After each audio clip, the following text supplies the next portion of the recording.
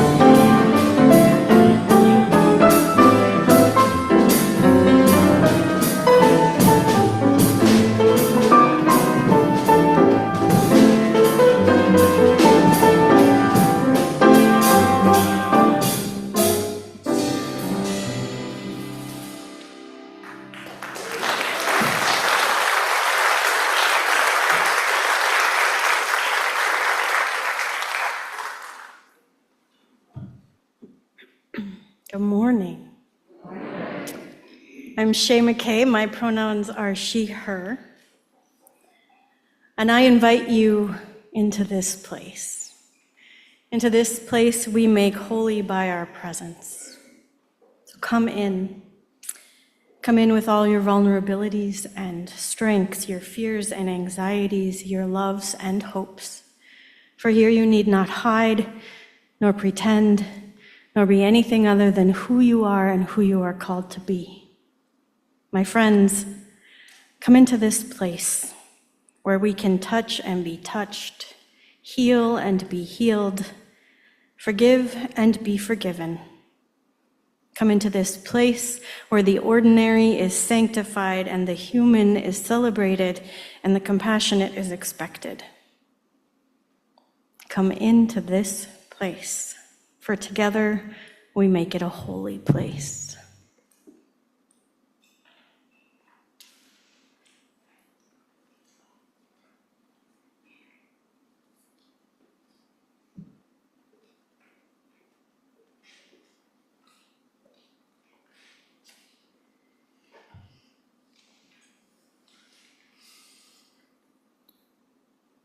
When Reverend Shay shared with me that one of her inspirations for today's sermon was the idea of reading books that challenge us or are challenging in and of themselves, I immediately recalled a book I had read this year that fit this theme to a T. I want to take a moment today to tell you about that experience. This is a brick of a novel called House of Leaves by Mark L. Danielewski. It's a somewhat infamous book, primarily for being really difficult to get through. It's classified as a work of ergodic literature, which means that non-trivial effort is required to traverse the text. In this case, that means there are sections that are written upside down, backwards, out of order, sections that overlap each other on top of themselves, whole chapters that are printed one word per page, and sometimes entire page layouts mimic the events that are happening in the story. There's a lot of struck-through text that was edited out in Universe but has left on the page for the reader, and half the content of the book is actually buried in all the footnotes that litter almost every single page. I will pass this around after, and y'all can take a look. I've highlighted a few sections that are extremely interesting to look at, but I'll do my best now to describe the plot. So a down-on-his-luck tattoo artist comes into the possession of a large chest, which contains an unfinished manuscript. The manuscript is an academic critique of a documentary, and our protagonist becomes obsessed in a very Lovecraftian way with finishing it for posthumous publication. Never mind that the film is not real, and all of the interviews, reviews, academic literature that this critique cites are completely made up, and the now deceased author of this manuscript about a film was blind. This book is the academic critique, as finished by our friend the tattoo artist. It's also a really thorough summary of the documentary, and it's a wild, Big Lebowski-style romp through 90s Los Angeles all at the same time. And did I mention that the documentary is a horror story about a house with never-ending hallways? This book has it all. If you want your mind-bending horror to also be a parody of academic critique and literature, this book is definitely for you. I started it about 5 or 6 times over as many years before finally getting hooked this spring, and I read it all in 1 week. A few months later, and what I remember most of all is the plot of this fake documentary. It serves as the emotional core of the story, and it has so much to say about love, family, trauma, and both the fear of and attraction to the unknown. But what I loved the most was how the literary analysis, which was fake, brought depth to the characters in a very real way. From the point of view of our protagonist, the film is fake, and so is the analysis. But from our point of view, because the commentary and the academic discourse treats these characters as if they really exist, it brings them depth and gives them a true weight in the story. There are made-up interviews with them and their friends and family, speculation about events that happened off-screen or deep in the character's past, analysis of their mental state at any given point in the documentary, and even discussions about what became of them and their family after the ordeal documented in the film. This extra dialogue completes the story. By treating the documentary as something real enough to critically analyze, the characters become three-dimensional, and the story is emotionally activated in a way that I've never quite experienced before. If I didn't have to work this hard for it, I wouldn't have learned anything. Today, we light the chalice in the spirit of working hard to understand the world around us.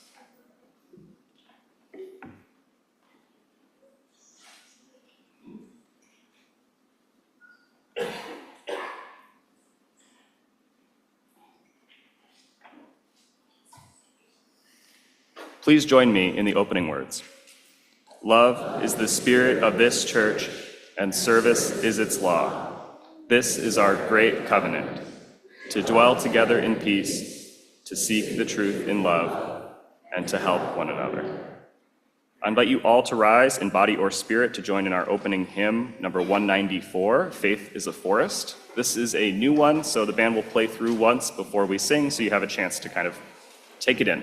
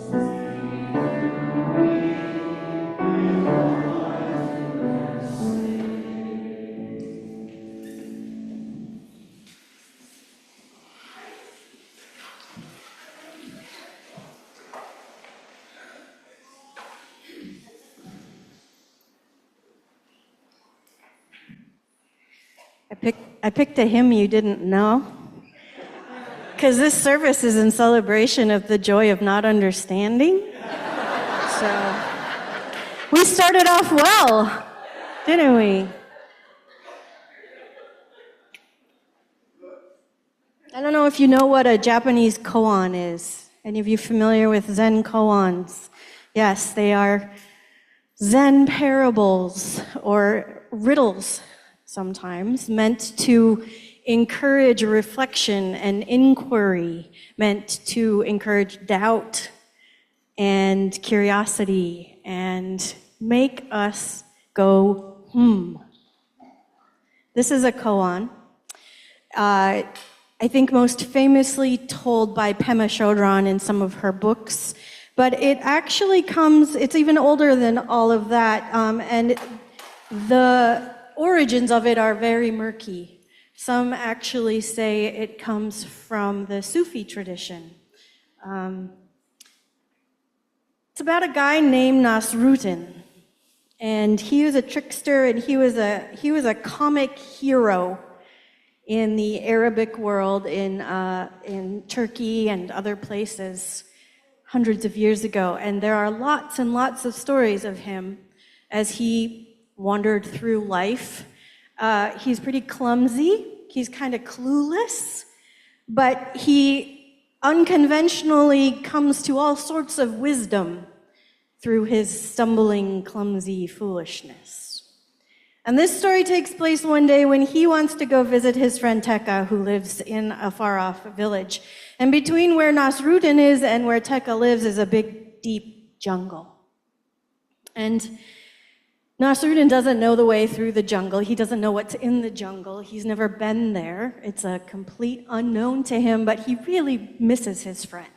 So he decides he's going to just head off through the jungle and see what comes. So that's what he does. He takes off, he enters the trees. All of a sudden the sunlight is gone and it's green and lush and thick. There's a lot of noise around him from the insects and the animals and the plants. And he's walking, and he's enjoying this walk. But then he hears something behind him. And he says, now might be a good time for me to start exercising. I'm going to start jogging through the jungle because I don't know what's behind me and I don't want to find out. So he starts jogging through the jungle, and he kind of takes a peek over his shoulder and he sees stripes. There's a tiger back there. So he's jogging, he's thinking to himself, I think now would be a good time for me to sing my happy song. And he starts singing his song of, oh, Nasruddin, you've been in worse situations before, and you always get out of them. And he's jogging, and he might be sprinting at this point, and the tiger is keeping up with him, and all of a sudden, he comes to a sudden stop because in front of him there is no more ground. There is nothing but sky and a big drop-off down the cliff. And he's kind of teetering on the edge of the cliff, and he can hear the tiger breathing behind him. And so he's like, well, nothing left to do but step on over this cliff. I don't know what's going to happen, but I'll do it. And he takes a leap, and he steps over, and he reaches his hand out, and he grabs a vine. And that vine holds his weight for about, 30 seconds. And then he can feel it starting to pull slowly out of the ground. The roots, he can see them are starting to come out. And he can see the head of that tiger now, looking at him from above. And he says, I can hear more than that tiger. And he looks down, and there's another one below him at the bottom of the cliff. And now he's surrounded, and he's thinking, as this vine is slowly coming out, he's thinking, I should probably sing my song again. So he sings his happy song. And as he's singing, and as he's, trying to figure out how he's going to survive this, he looks over and he sees the perfect, most beautiful red strawberry he has ever seen in his entire life, growing on this vine that he is hanging on to. And he looks at that strawberry and he says, I have no idea what's going to happen to me right now. I'm probably going to be eaten by a tiger. So I'm going to eat that strawberry because it will be the most delicious strawberry I've ever eaten, and I don't want to miss that chance. So he very carefully lets go of the vine with one hand, and he reaches out and he grabs that perfect, beautiful red strawberry, and he pops it in his mouth, and he was right. That was the most delicious strawberry he had ever eaten.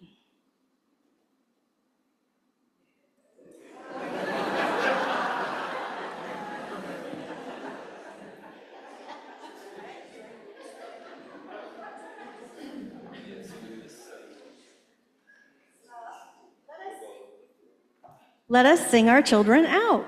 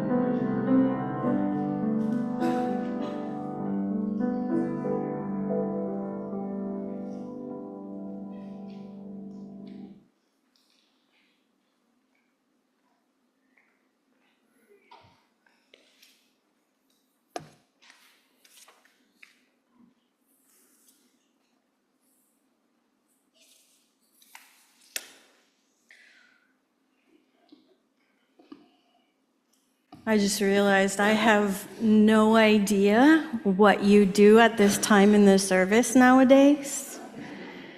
I am entering this service as unknowing as you are. So if there are special words that you use right now, I apologize because I don't have them. And if there are any intentions you all are holding in your hearts, I don't know them either, but you do. And so I invite you now into this sacred space. We come together every Sunday to hold this circle, to hold each other and ourselves, to hold the world of which we are a part in our love and care. And we come together to not only support each other, but to unburden our hearts, to know that this is a place where we can share our joys, our sorrows, our celebrations, our victories, and our failures. So I invite you now to hold those intentions in your hearts.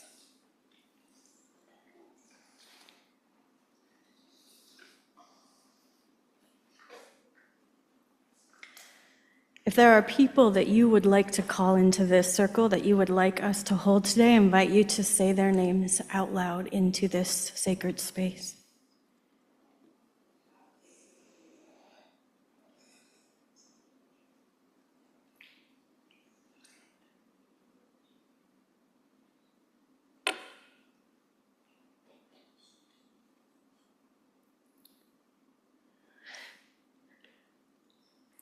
Spirit that moves through all things, we ask you to move through us now. Move through this space that we hold sacred, that we make holy. Move through us as we feel the joy, feel the sorrow, and know the hope that this community holds.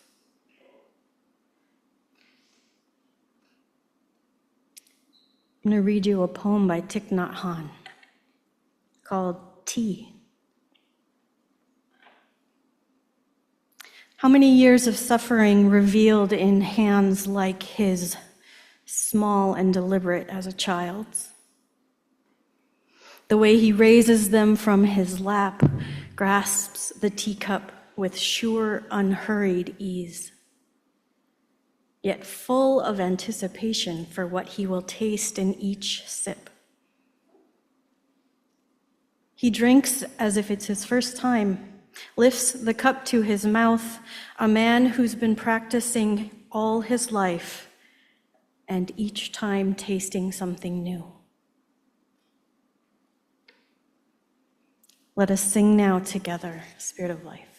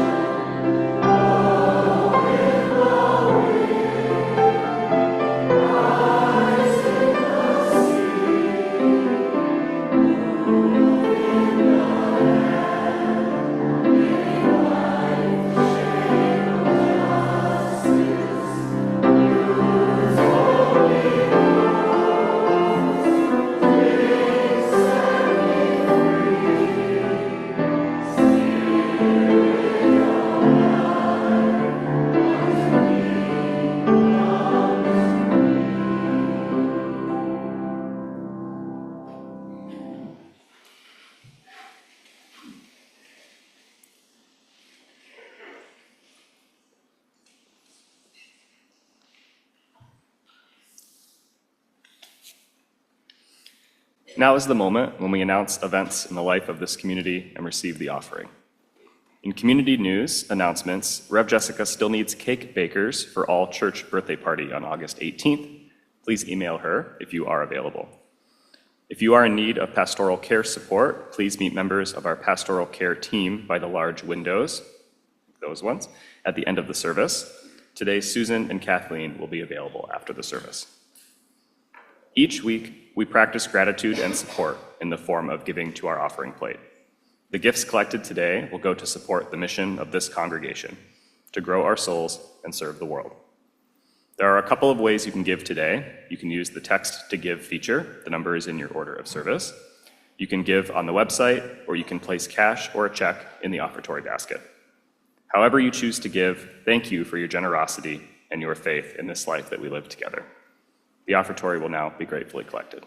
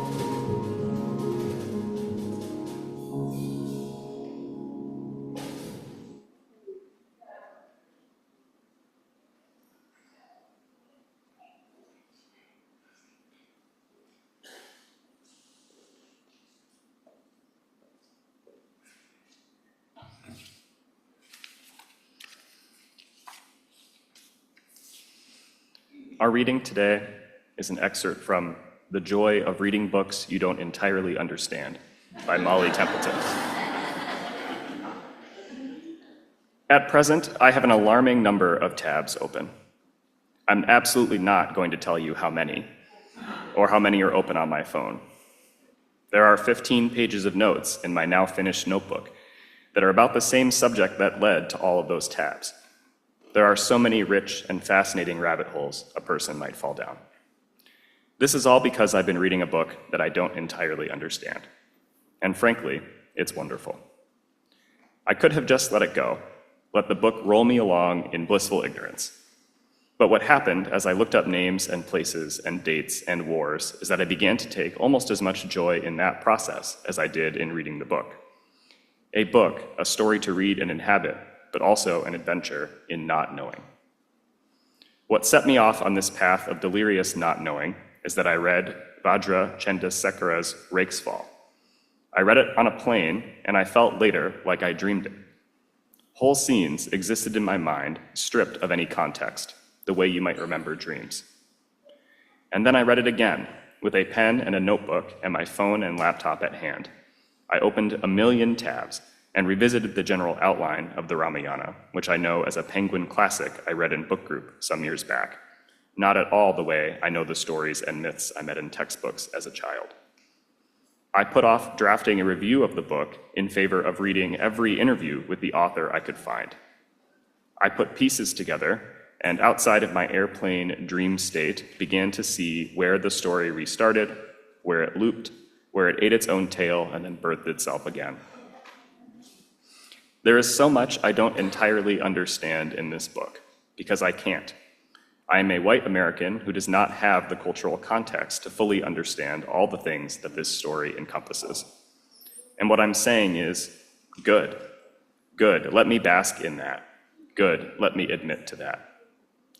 There is real joy to be found in not immediately understanding exactly what a book is doing. Joy in seeing that something outside of the narrative structure we're familiar with is at play. Joy in discovering a different sense of vastness and fluidity.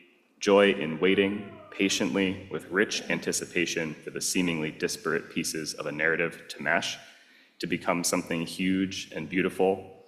Joy in realizing several chapters into a book that you could not possibly say what it was about until reading into the end, and maybe not even then.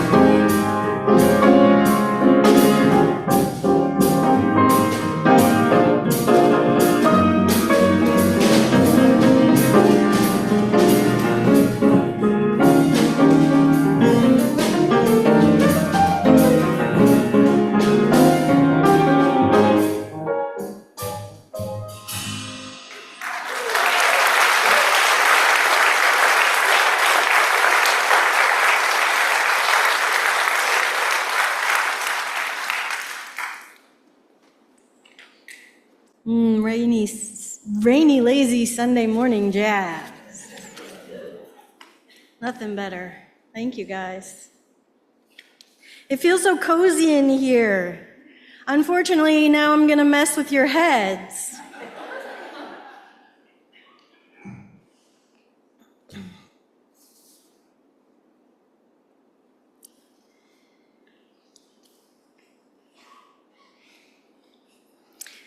She was not alone.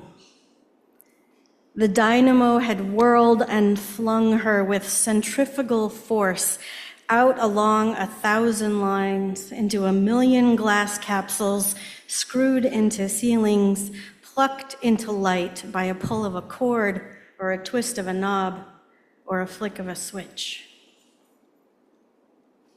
The light could be in any room. All that was needed was to touch the switch. All rooms were dark until light came, and here she was in all of them at once. And she was not alone. Her grief was but one part of a vast grief, her fear only one of countless others. And this grief was only a half thing. There was the other half of things born, of comfort in the shape of a new child, of food in a warmed body, of colors for the eye and sounds in the awakened ear, and spring wildflowers for the smelling.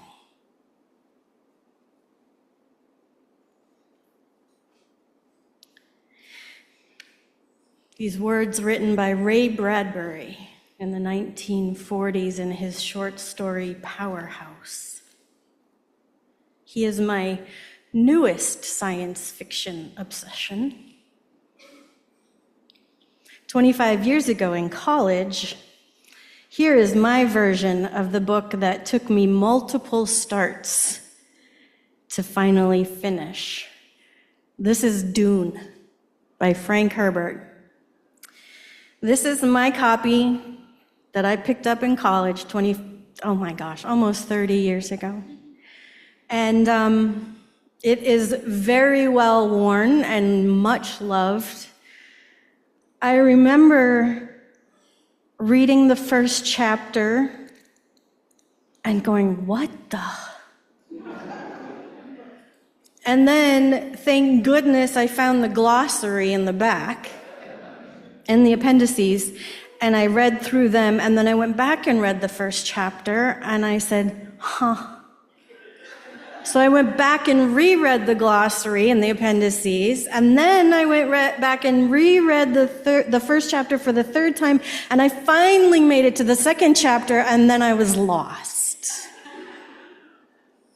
And I had to stop for a while. But I did eventually make it through the book, and it has become, over the years, one of my absolute favorites. And it still challenges me to this day. It still takes me about a third of the book to get back into the rhythm of Dune and Arrakis and the Fremen and Paul's journey. If you're familiar with Dune. If you're not, none of that made any sense. Sorry. Science fiction. Well, I grew up reading pretty much anything I could get my hands on, right? Whatever my parents had in the house, whatever my teachers handed to me, pretty much anything, but it was all pretty simple. It was like romance or fantasy or easy young adult fiction, I think they call it now.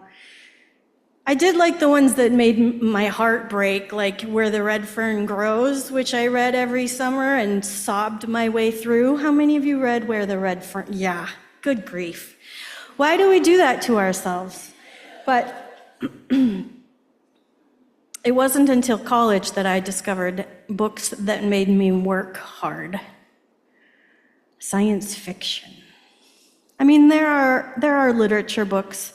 There are nonfiction books, certainly. There are fantasy novels that make me work hard to understand them. But man, science fiction, it's like, I mean, literally whole new worlds, right? New languages, new species, new ways of being. It's escapism. It's a way for an author, a creator, to introduce new perspectives on age-old questions, to take a look at the things we've been wondering about for millennia and say, where is this going to take us? Are we going to ever figure things out? For me, it was redirection for an anxious mind. It was in college that I figured out that I have anxiety, like so many others. And it was in college that I figured out the amusement and the entertainment and the hard work and the rabbit holes of science fiction that I could redirect and distract myself with helped to quiet that anxiety, helped me to find unexpected beauty and unexpected truths in unexpected places. Alan Watts says, as we try to comprehend and control the world, it runs away from us. Yeah? Anyone with any anxiety in your life knows that. As we try to comprehend and control the world, it runs away from us. Sometimes that's true about the books we read. These House of Leaves, which, by the way, I've tried 5 times to read and have not yet made it all the way through, so kudos to Jordan.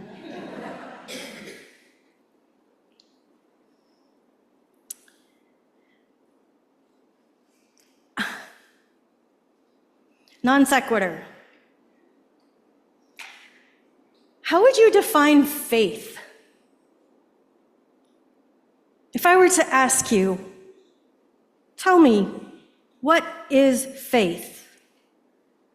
I bet each of you would give me a completely different answer, and none of you would know if your answer was true, right? It's just true for you. Might not be true for me. I'm going to jump all over in this sermon. I'm going to keep you guessing, but I do promise that I'll come back around to it all in the end. So faith. Anne Lamott defines faith as the opposite of certainty, not the opposite of doubt, the opposite of certainty. Think about that.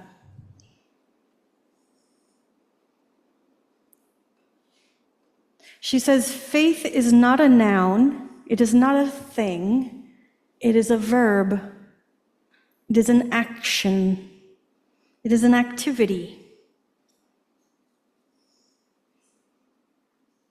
It is an activity of uncertainty.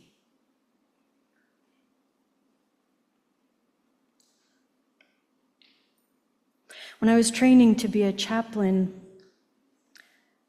in the hospital, I was in a conversation with a patient who had gotten a not positive prognosis. It wasn't looking good, and she said something to me about, she asked me, what do you think's going to happen when I die?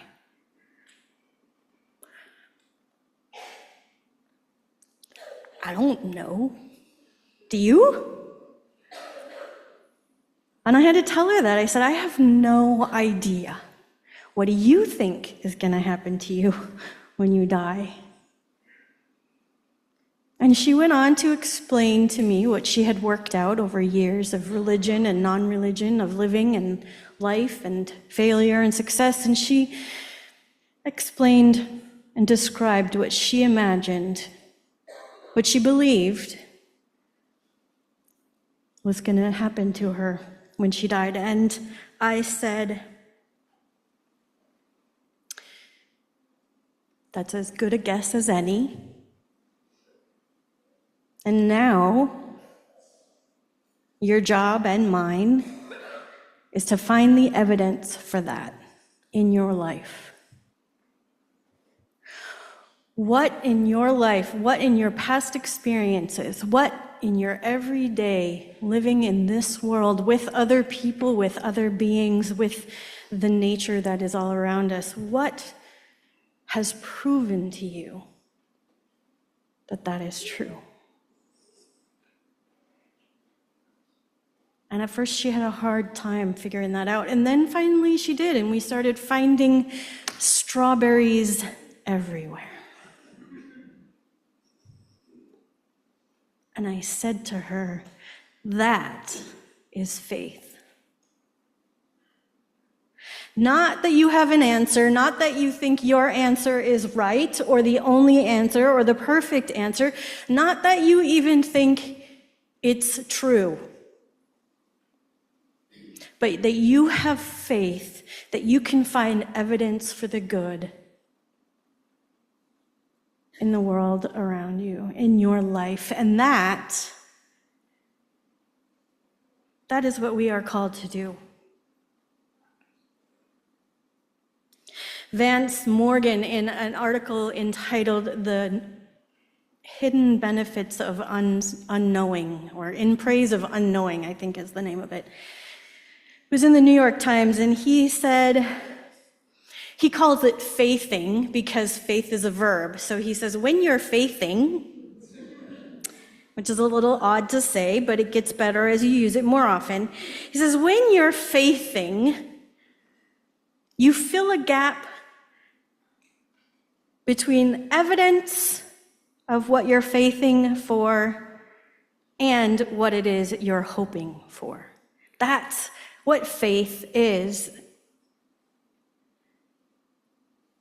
It is realizing that maybe there is evidence all around us, but we won't know until we look. And we can't look if we are certain that there is or isn't, if we are certain that we know what we're looking for. We can't look if we are certain that we understand where the story ends or where it's even going or our part in it.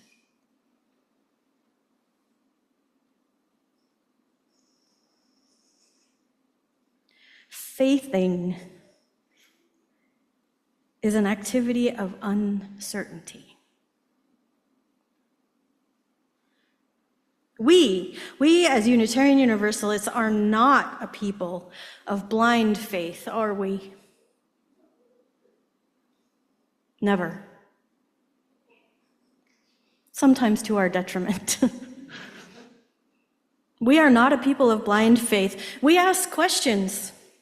We cultivate curiosity. We seek understanding. We dive down rabbit holes, sometimes here together, sometimes on our own. We are not a people who must know how the story ends. We don't know how the story ends, and we say so. Does anyone here have a definitive answer to what happens when we die? Does anyone here claim to have a definitive answer to what happens when we die? No, right? No. And if you did, if you stood up and said, this is what happens, we would probably usher you out the door. Go drink some more coffee. Now, we are a people whose faithing is an act of uncertainty, of searching, of curiosity and challenge and growth. We know that we are interconnected and intersectional, interdependent web of life, and that brings surprises constantly.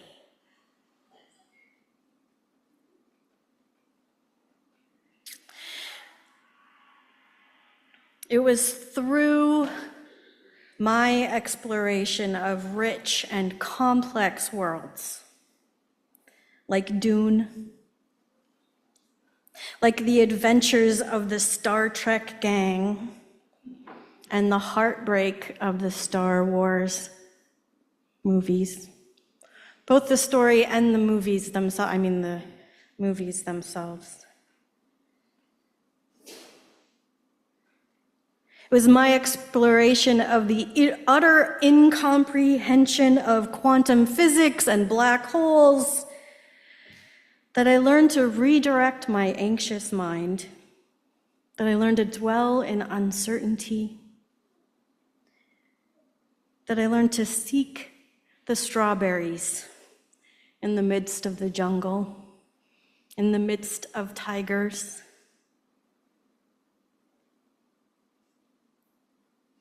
Tim Kreider, in his article for the New York Times, says,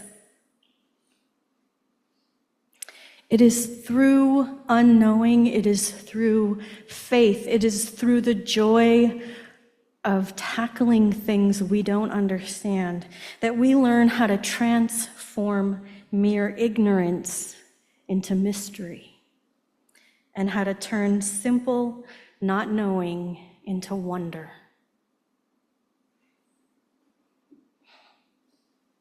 I mean, I can't think of a better way to live than through mystery and wonder. And I will admit to you, I hate strawberries.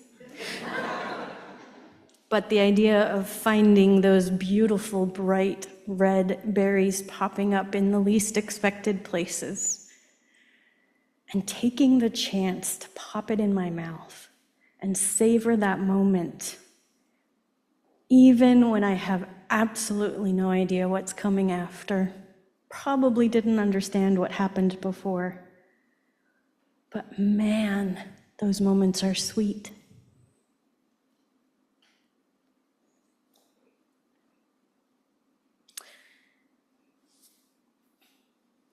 I'm going to end with more of the story from Powerhouse, without telling you what this story is even about. She was with those named Clark and those named Gray, and the Shaws and the Martins and the Hanfords, the Fentons and the Drakes and the Shaddocks and the Hubbles and the Smiths. Being alone was not alone, except in the mind.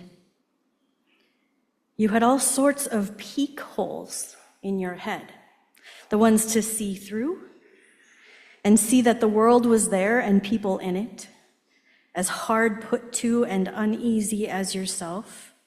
And there were the holes for hearing, and the one for speaking out your grief and getting rid of it, and the holes for knowing this change of season through the sense of summer grain or winter ice or autumn fires.